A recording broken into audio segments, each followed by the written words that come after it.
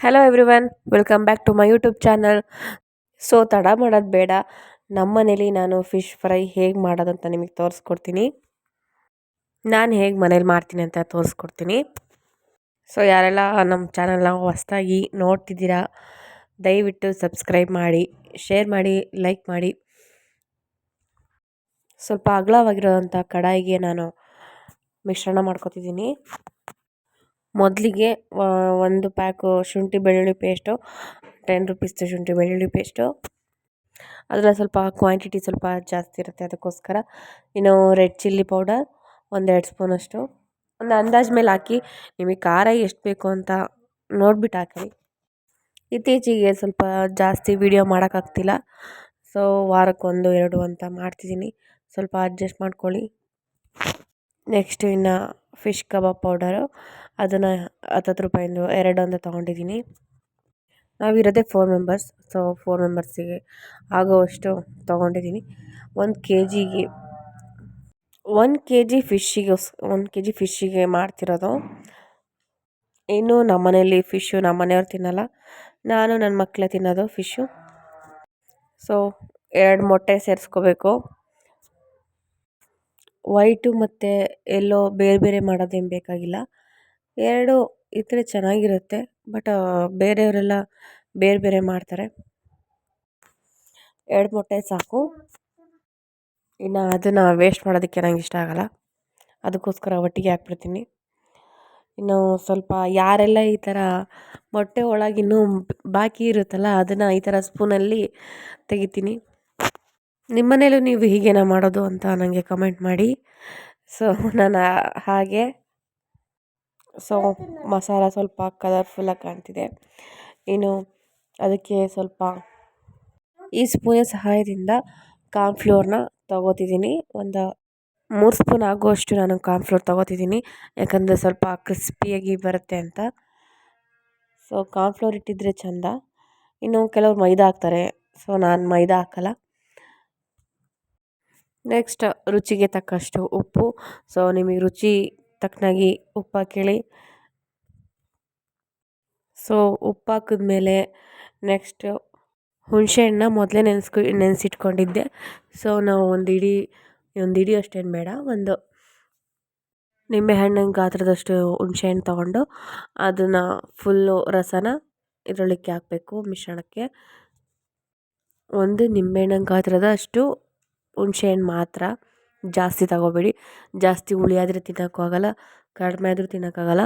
ಕರೆಕ್ಟಾಗಿ ನೋಡಿ ಅಂದಾಜು ಮೇಲೆ ಹಾಕಿ. ನೋಡಿ ಈ ಥರ ಬರುತ್ತೆ. ಜಾಸ್ತಿ ನೀರು ಮಾಡ್ಕೊಳಕ್ಕೆ ಹೋಗಬೇಡಿ. ಇಷ್ಟು ಗಟ್ಟಿ ಇದ್ದರೆ ಮಸಾಲ ಮಿಕ್ಸ್ ಮಾಡೋಕ್ಕೂ ಚೆನ್ನಾಗಿರುತ್ತೆ. ಇಲ್ಲ ಅಂತಂದರೆ ನೀರಾದರೆ ಮಸಾಲ ಕೂರಲ್ಲ, ಅದು ಫಿಶ್ಶಿಗೆಲ್ಲ ಚೆನ್ನಾಗಿ ಅಂಟಲ್ಲ. ಆಮೇಲೆ ಅದನ್ನು ಚೆನ್ನಾಗಿ ಒಂದು ಮಿಕ್ಸ್ ಮಾಡಿ, ಕೈಯಲ್ಲೇ ಮಿಕ್ಸ್ ಮಾಡಿ, ಚೆನ್ನಾಗಿ ಮಿಕ್ಸ್ ಮಾಡಿದ್ರೆ ಅಲ್ಲಿಗೆ ಫಿಶ್ ತಗೊಂಡು ನೀಟಾಗಿ ಫಿಶ್ನ ಆ ಕಡೆ ಈ ಕಡೆ ಸ್ಲೈಸ್ ಮಾಡಿಬಿಟ್ಟು ಮಸಾಲೆಗೆ ಡಿಪ್ ಮಾಡಿ ಎಣ್ಣೆಗೆ ಹಾಕೋದು. ಒಂದು ಅರ್ಧ ಗಂಟೆ ಬಿಡಬೇಕು ನೆನೆಯೋಕ್ಕೆ, ಮಸಾಲೆ ಹಿಡಿಬೇಕಲ್ವ, ಅದಕ್ಕೋಸ್ಕರ ಒಂದು 1/2 ಅವರ್ ಅಂತೂ ಬೇಕೇ ಬೇಕು. ಸೊ ನೋಡಿ 1 ಕೆ ಜಿ ಫಿಶ್ಶು ಒಂದು 10-11 ಬರ್ತದೆ. ಸಣ್ಣ ಮೀನಲ್ವಾ.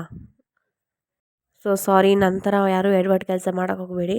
ನಾನು ಸ್ಲೈಸ್ ಮಾಡಿರಲಿಲ್ಲ, ಸೊ ಆಮೇಲೆ ಕಟ್ ಮಾಡಿದೆ ಆ ಕಡೆ ಈ ಕಡೆ ಸ್ವಲ್ಪ ಸೊ ಆ ಕಡೆ ಈ ಕಡೆ ಸ್ವಲ್ಪ ಹೊಟ್ಟೆ ಭಾಗದ ಹತ್ರ ಒಂದು 3 ಗೆರೆ ಬರೋ ಥರ ಕಟ್ ಮಾಡಬೇಕು. ಯಾಕಂತ ಅಂದರೆ ಮಸಾಲೆ ಚೆನ್ನಾಗಿ ಹಿಡಿಯುತ್ತೆ. ಈ ಥರ ಮಾಡಿದ್ರೆ ಮಸಾಲೆ ಹಿಡಿಯಲ್ಲ. ನಾನೆಲ್ಲ ಮಿಕ್ಸ್ ಮಾಡಾದಮೇಲೆ ಆಮೇಲೆ ಮಸಾಲದಿಂದ ತೆಗೆದ್ಬಿಟ್ಟು ನೀಟಾಗಿ ಚಾಕು ತಗೊಂಡು ಕಟ್ ಮಾಡಿದೆ. ಸೊ ನಂತರ ಮರುವಿನ ಕೆಲಸದವರು ಸ್ವಲ್ಪ ಹುಷಾರಾಗಿ ಮಾಡಿ, ಡಬಲ್ ಕೆಲಸ ಹಿಡಿಯುತ್ತೆ. ಸೊ ಈ ಥರ ನಾನು ಮಿಕ್ಸ್ ಮಾಡಿ ಇಟ್ಕೊಂಡ್ಮೇಲೆ ಸ್ವಲ್ಪ ಅರ್ಧ ಆದಮೇಲೆ ಸ್ವಲ್ಪ ಫ್ಲ್ಯಾಶ್ ಆಯಿತು, ಕಟ್ಟೆ ಮಾಡಲಿಲ್ವಲ್ಲ ಹಂಗೆ ಹಾಕ್ತಿದ್ದೀನಿ ಅಂತ. ನಂತರ ಯಾರೂ ಎಡವಟ್ಟು ಕೆಲಸ ಮಾಡೋಕ್ಕೆ ಹೋಗಬೇಡಿ. ಈ ಥರ ಮರೆತರೆ ಇದೇ ಥರ ಗತಿ ಆಗೋದು. ಇನ್ನು ಉಳಿದಿದ್ದು ಫಿಶೆಲ್ಲ ಈ ಥರ ಕಟ್ ಮಾಡಿಕೊಂಡೆ. ಇನ್ನು ಮಸಾಲದೆಲ್ಲ ತೆಗೆದ್ಬಿಟ್ಟು ಹಂಗೆ ಮತ್ತೆ ಕಟ್ ಮಾಡಿದೆ. ಸೊ ಒಂದು 1/2 ಅವರ್ ನೆನೆಯಕ್ಕೆ ಬಿಟ್ಟಿದ್ದೆ, ಚೆನ್ನಾಗಿ ನೆನೀತು. ಇನ್ನು ನನ್ನ ಮಗನೂ ಅಷ್ಟೊತ್ತಿಗೆ ಬಂದ. ಮಗ ಬರೋ ಅಷ್ಟರಲ್ಲಿ, ಅವ್ನು ಬರೋ ಸಂಜೆ 4 ಗಂಟೆ ಆಗುತ್ತೆ, ಅವ್ನು ಬರೋ ಅಷ್ಟರಲ್ಲಿ ಮಾಡ್ತಿದ್ದೆ. ಸೊ ಫಿಶ್ ಫ್ರೈಗೆ ಸ್ವಲ್ಪ ಎಣ್ಣೆ ಜಾಸ್ತಿ ಇದ್ರೇ ಚೆಂದ. ತವ ಮೇಲೆ ಸ್ವಲ್ಪ ಎಣ್ಣೆ ನಾನು ಜಾಸ್ತಿನೇ ಹಾಕ್ತೀನಿ. ಸೊ ಈ ಥರ ನಾನು ಒಂದು 5-6 ಒಂದೇ ಸತಿ ಬೇಯಿಸ್ಬಿಡ್ತೀನಿ. ಇನ್ನು ನನ್ನ ಮಕ್ಕಳು ತಿನ್ನೋದು ಸ್ವಲ್ಪ ಒಂದು ಅರ್ಧ ಕೆ ಜಿ ನಮ್ಮ 3 ಜನಕ್ಕೂ ಆಗೋಗ್ಬಿಡುತ್ತೆ. ಸೊ ಒಂದು ಹಿಬ್ಬೆ ಅಂತಾರಲ್ಲ ಅದು. ಸೊ ಈ ಥರ ಬೇಯಿಸ್ಕೊಂಡು ಚೆನ್ನಾಗಿ ಅದ್ರ ಮೇಲೊಂದು ಲಿಡ್ ಕ್ಲೋಸ್ ಮಾಡಿ, ಇಲ್ಲ ಅಂತಂದರೆ ಸ್ವಲ್ಪ ಅದ್ರದ್ದು ಪರಿಮಳ ಚೆನ್ನಾಗಿರುತ್ತೆ, ಅದಕ್ಕೋಸ್ಕರ. ಸೊ ಈ ಕಡೆ ಫಿಶ್ ಫ್ರೈ ರೆಡಿ ಆಗ್ತಿತ್ತು, ಅಷ್ಟರಲ್ಲಿ ನನ್ನ ಮಗ ಬಂದ. ನಾನು ವೀಡಿಯೋ ಮಾಡೋದಕ್ಕೋಸ್ಕರ ನಾನು ಲಿಡ್ ಕ್ಲೋಸ್ ಮಾಡಿರಲಿಲ್ಲ. ಸೊ ವೀಡಿಯೋಗೋಸ್ಕರ ನಾನು ಕ್ಲೋಸ್ ಮಾಡಿರಲಿಲ್ಲ. ನೋಡಿ ಎಷ್ಟು ಚೆನ್ನಾಗಿ ಬೆಂದಿದೆ. ಸೊ ಚೆನ್ನಾಗಿ ಫ್ರೈ ಆಗಿದೆ. ಇನ್ನು ಅದನ್ನು ಸರ್ವ್ ಮಾಡೋದೊಂದೇ. ಅದನ್ನೆಲ್ಲ ಬೇರೆ ಪ್ಲೇಟಿಗೆ ಟ್ರಾನ್ಸ್ಫರ್ ಮಾಡಿ ಅದನ್ನು ನನ್ನ ಮಗನಿಗೆ ಕೊಡ್ತಿದ್ದೀನಿ. ನೋಡಿ ಅವನು ಯಾವ ಥರ ಹೇಳ್ತಾನೆ ಅಂತ. ಮಕ್ಕಳು ತಿಂದು ಖುಷಿಯಾಗಿ ಚೆನ್ನಾಗಿದೆ ಅಂತ ಹೇಳಿದ್ರೇ ಒಂದು ಖುಷಿ. ಸೊ ಅವನಿಗೆ ಫಸ್ಟ್ ಹಾಕ್ಕೊಟ್ಟೆ, ಸೂಪರ್ ಅಂತ ಹೇಳ್ದ. ಸೊ ತುಂಬ ಖುಷಿಯಾಯಿತು. ನಾನು ಆಮೇಲೆ ಟೇಸ್ಟ್ ಮಾಡಿ ನೋಡಿದೆ, ತುಂಬ ಚೆನ್ನಾಗಿ ಬಂದಿತ್ತು. ಸೊ ಯಾರೆಲ್ಲ ಈ ವಿಡಿಯೋ ನೋಡ್ತಿದ್ದೀರಾ, ದಯವಿಟ್ಟು ಲೈಕ್ ಮಾಡಿ, ಶೇರ್ ಮಾಡಿ, ಸಬ್ಸ್ಕ್ರೈಬ್ ಮಾಡಿ. Thank you for watching.